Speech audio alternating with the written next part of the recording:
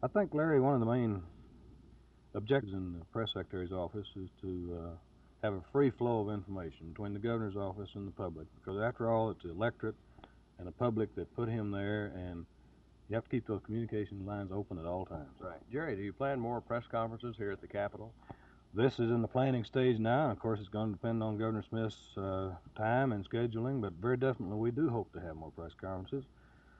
Perhaps as many as two a week when the session's underway. Of course, there'll be times when when news is slack, and as you well know, manufactured news is not very good. So we're going to try to have something to say when we come out before the press.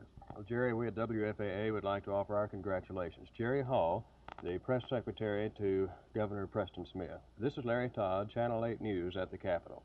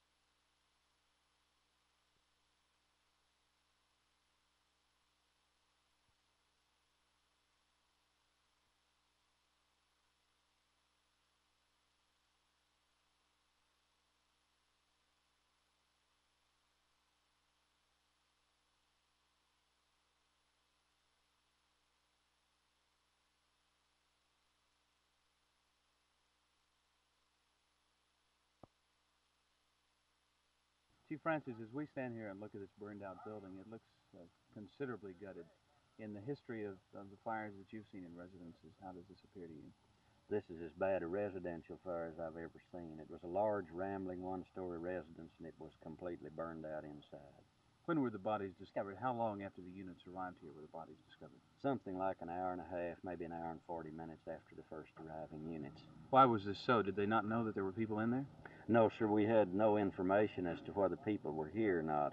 The house was so completely destroyed. It was an old-style house with plastered ceilings, metal lath, and so forth.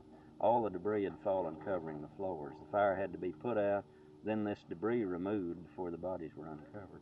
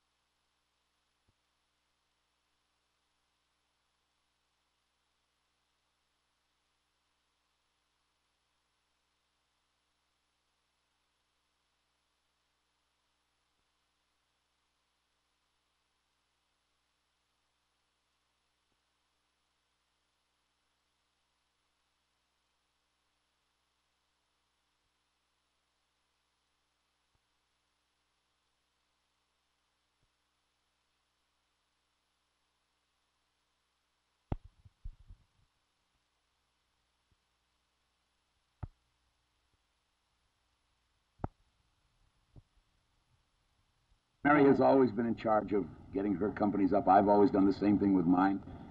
And that's been with large companies of kids with varied and diverse interests.